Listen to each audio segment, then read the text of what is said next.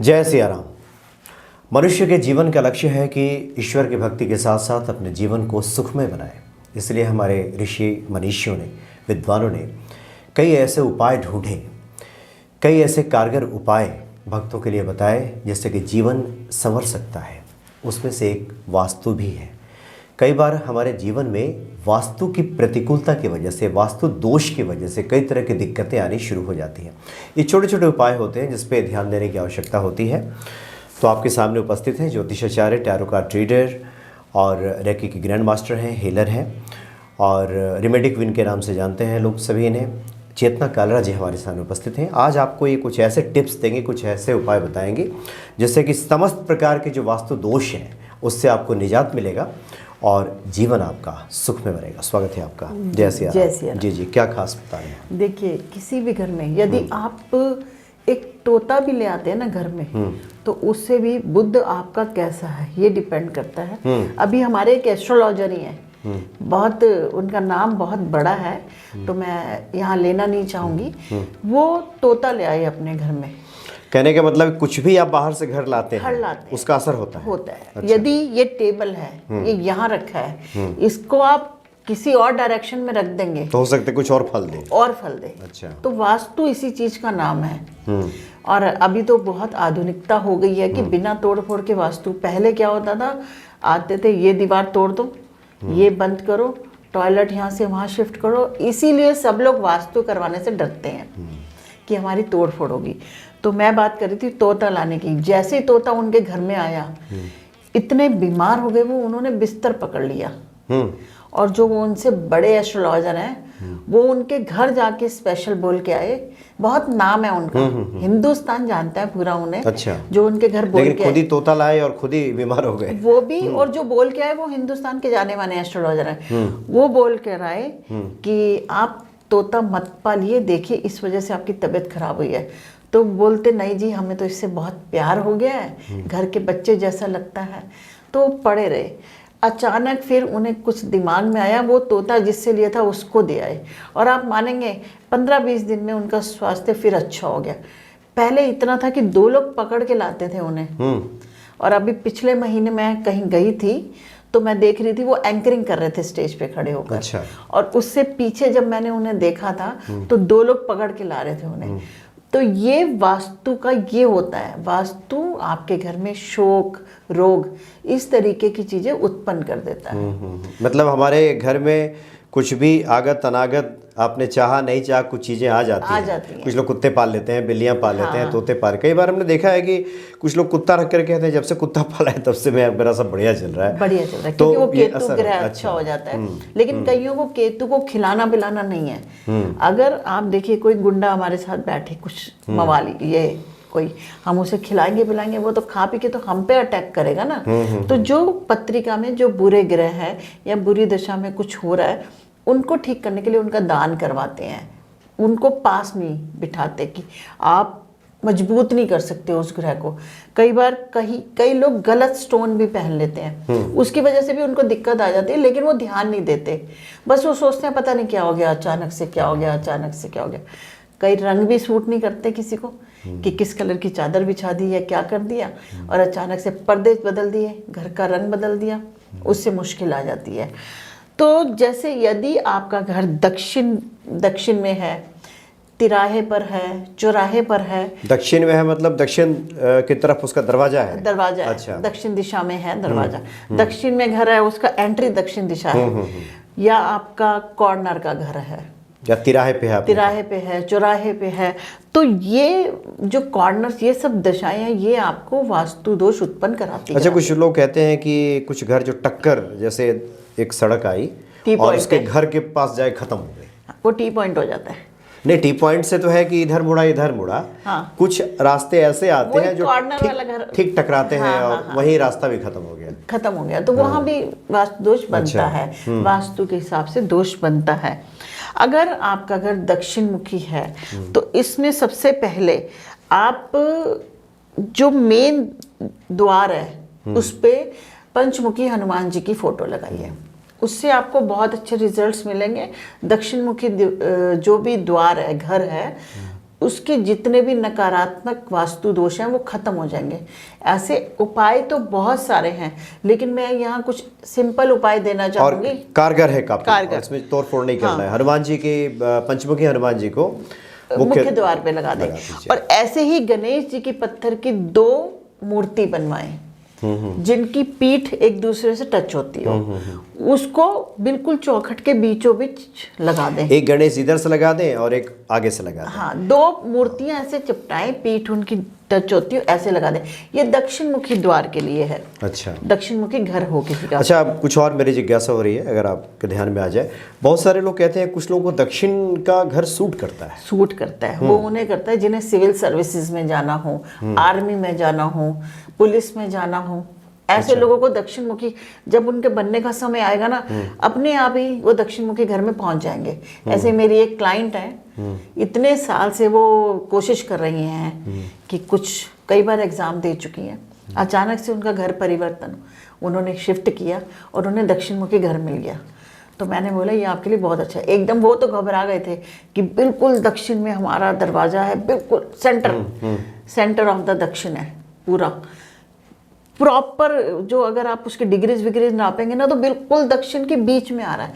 तो मैंने कहा ये आपके लिए अच्छा साइन है कि आपको जहाँ जिस फील्ड में जाना है तो इस बार सक्सेस जरूर मिलेगा आपको। तो उनके लिए वो घर बहुत अच्छा रहा। ऐसे लोगों को दक्षिण मुखी घर अच्छा रहता है। हम लोग जहाँ बैठे हैं ये भी दक्षिण मुखी है, लेकिन यहाँ हनुमान जी है। हनुमान जी है, यहाँ दरवाजे पे भी हनुमान जी है, यहाँ हर जगह हनुमान जी है। आपने हनुमान जी लगाए दरवाजे पे, जो उसके दुष्प्रभाव थे। अब आपके घर में अगर 5 लोग हैं, 4 लोग हैं, हर किसी को दक्षिण मुखी सूट नहीं करता ना। लेकिन आपने वहाँ हनुमान जी लगा दिए तो दक्षिण मुखी सूट कर रहा है सबको, आपको प्रोग्रेस दे रहा है, सब दे रहा है ना। और इसी तरीके से अगर एक ही सीध में 3 दरवाजे हों घर के अंदर, मुख्य द्वार से एंट्री करिए, 3 दरवाजे लगातार है, वो भी वास्तु दोष होता है।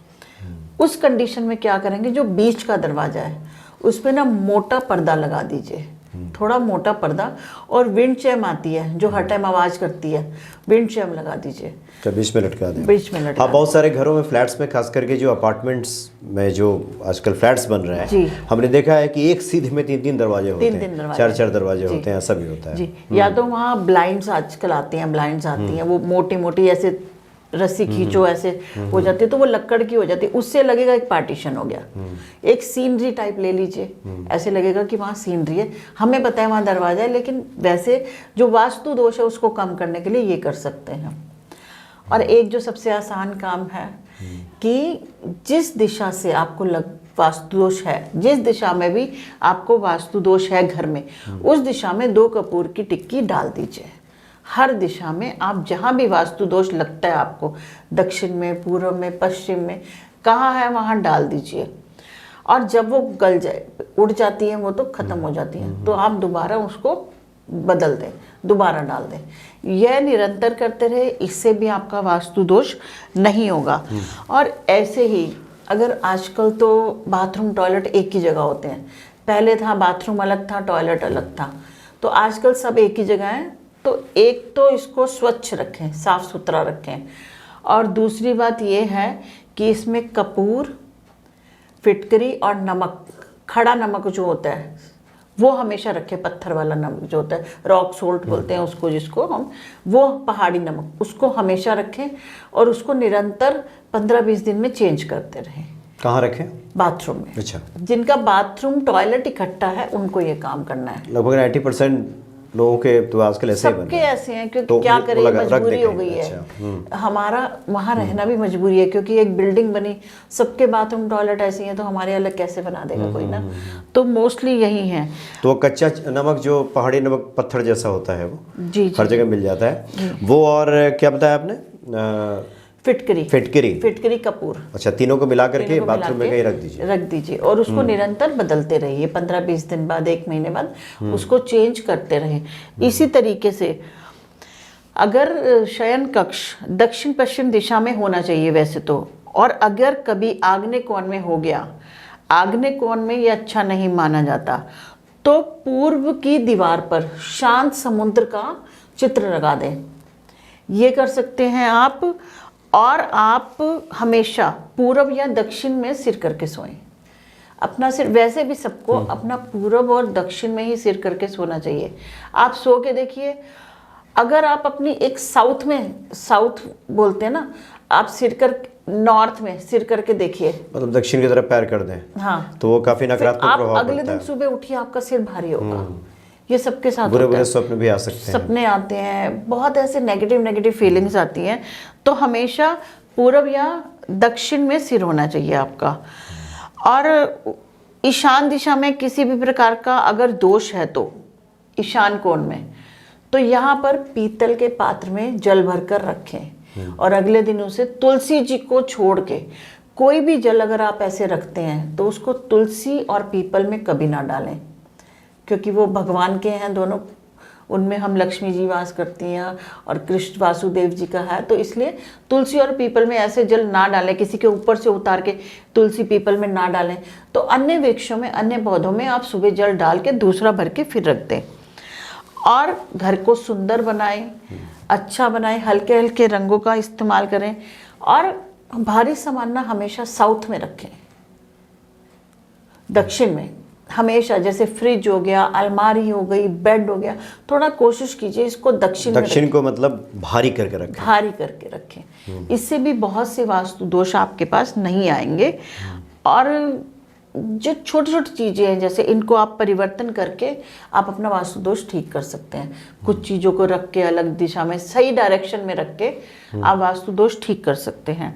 और जो सबसे अच्छा उपाय है, सुंदरकांड और रामचरितमानस का पाठ करवाते रहिए, करिए नहीं, करवाते रहिए, किसी यजमान से करवाइए, मैंने समय समय पे गायन रूप में भी कराते रहिए। इससे भी आपके घर में जो वास्तु दोष बन भी रहा होगा ना, तो वो भी ठीक हो जाएगा। तो ये सब कीजिए, बहुत आसान रेमेडीज हैं।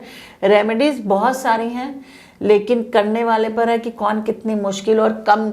मेरी कोशिश रहती है कम से कम खर्च में आपको रेमेडी दी जाए, ताकि हर इंसान उसको कर सके। नहीं, बिल्कुल सही आपने बताया। पहले के ज़माने में घर में एक आंगन होता था, आंगन में एक तुलसी होती थी और उस आंगन में महाचंडी का हवन होता था, पाठ होता था, सुंदरकांड का पाठ होता था। तो वहाँ तमाम तरह के वास्तु दोष खत्म हो जाते थे। तो अब तो वो है नहीं, अब तो तुलसी रहती है तो घर के बाहर रहती है, आंगन तो है नहीं, आंगन है नहीं, खासकर शहरों में। अब तो देहातों में भी हम देख रहे हैं कि जो घर बन रहे हैं वो आंगन मुक्त घर बन रहे हैं, आंगन ही नहीं हो रहा, आंगन नहीं होता। तो ये बहुत ही कारगर सब उपाय हैं।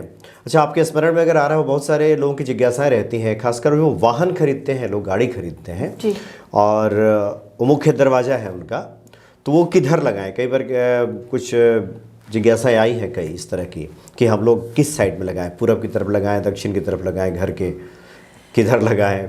देखिए, क्या ये भी मायने रखता है क्या? ऐसा कुछ नहीं है। आजकल तो पार्किंग ही नहीं मिलती, तो वाहन का क्या पूछेंगे आप कि कहाँ लगाएं। फिर भी दक्षिण में लगा लें तो बेटर है। अच्छा, पूरब में देखिए, क्योंकि वो मेटल है, लोहा, ठीक है, तो थोड़े सी पूरब में हम लोग अगर तत्वों की बात करें तो लोहे को हम पूरब में नहीं रखते। वैसे आइडियली हमें नॉर्थ में खड़ा करना चाहिए, लेकिन आप डायरेक्शन कहाँ से लाएंगे बताइए? जब जगह ही नहीं है तो जहाँ जगह मिले वहीं लगा लीजिए। बिल्कुल। तो लेकिन वैसे उत्तर में लगनी चाहिए गाड़ी, क्योंकि वहाँ का जो मेटल है ना, जैसे उत्तर दक्षिण, थोड़ा सा वो वाला पार्ट लेते हैं, उत्तर पूरब, उत्तर पूर्व ईशान कोण हो गया, ईशान कोण हो गया, ईशान कोण में नहीं रखेंगे, उत्तर और पश्चिम, उत्तर पश्चिम कोण, उत्तर पश्चिम कॉर्नर में गाड़ी लगा सकते हैं आप।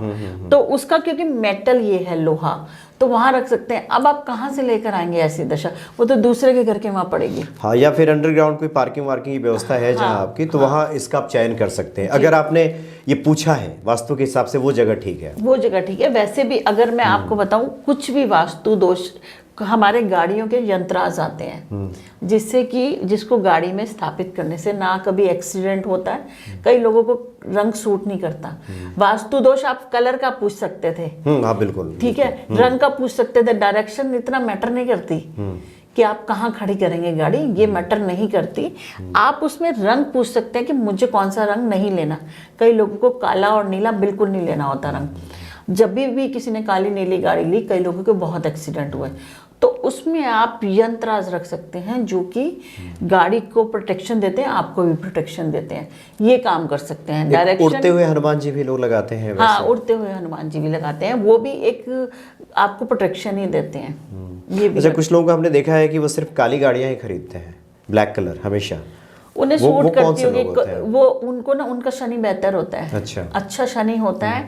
प्लस कई ना, मैंने जो मेरा अध्ययन है अपना, जो एक मूलांक के हिसाब से 6 नंबर वाले और 1 नंबर वाले हैं ना, उनको काला ही रंग पसंद आता है ज़्यादातर। अच्छा। तो उनको ब्लैक या ब्लू पसंद आएगा कि उनको ब्लैक ही लेना है। तो थोड़ा सा ध्यान रखना चाहिए ब्लैक ब्लू लेने से पहले। अब गाड़ी तो सब कलर की है, तो काली भी बिकेगी, सब बिकेगी। और अगर आपको लेनी है, आपकी पसंद ही काली गाड़ी है, तो उसमें आप यंत्र, हनुमान जी की मूर्ति स्थापित कर लेंगे, तो वैसे ही आप हमेशा प्रोटेक्शन में रहेंगे। मतलब हर रंग हर व्यक्ति को सूट नहीं करता। वो भले उसकी पसंद हो, लेकिन फलाफल की दृष्टि से उसे बिल्कुल सब सोच समझ कर लेना चाहिए। जी। कुछ चीज़ें आपके अनुकूल होती हैं जो आपको बरकत देती हैं, आपको तरक्की देती हैं, और कुछ पीछे की तरफ ले जाती हैं। जी हाँ जी। और बहुत इंपॉर्टेंट आपने बातें बताई हैं कि अगर दक्षिण मुखी घर है, जो कि 80-90% लोगों को सूट नहीं करता, इस तरह के सवाल भी होते हैं, वो हनुमान जी को जरूर अपने दरवाजे पे लगाएं, उनकी पूजा करें, पंचमुखी हनुमान जी को। और एक इम्पॉर्टेंट आपने बताया गणेश जी को। हाँ, गणेश जी 2 मूर्तियाँ लीजिए, और उसमें दरवाजे के अंदर एक मूर्ति और ठीक पीछे एक मूर्ति।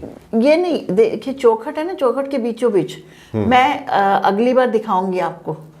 वो मैंने ली थी 2 मूर्तियां ऐसे जुड़ी हुई, बीच में धागा लटक रहा है। वो अच्छा, वो लटकाना है आपको? लटकाना है। अच्छा। चौखट के बीचों बीच लटका देना है उसको। उस तरह की मूर्ति आती है? आती है, बिल्कुल मिलती हैं। मैंने भी ली थी, मैंने बहुत लोगों को दी, क्योंकि कई लोगों के दक्षिण मुखी घर थे, तो उनको मैंने प्रोवाइड कराई थी। तो अगर अब मुझे मिल गई कहीं से, तो मैं जरूर चैनल पे दिखाऊंगी, ताकि लोगों को समझने में आसानी रहे। हाँ, कि वो कौन सी मूर्ति है जो आपस में, और सबको मिल जाएगी, उनके क्षेत्र में मिल जाएगी। बहुत महंगी नहीं है, बहुत सस्ती मूर्ति है वो।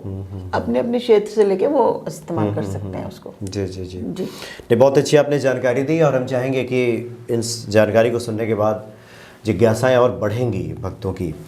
तो क्यों ना कुछ अलग अलग क्षेत्र को लेकर के, अलग अलग टॉपिक को लेकर के, वास्तु को लेकर के, कोई अपना व्यापार शुरू करना चाहता हो, कोई अपना ऑफिस बनाना चाहता हो, घर बनाना चाहता हो, नया घर खरीद रहा हो, तो क्या ध्यान रखे, हम चाहेंगे कि आगे एक बार इस पे आप जरूर प्रकाश डालें।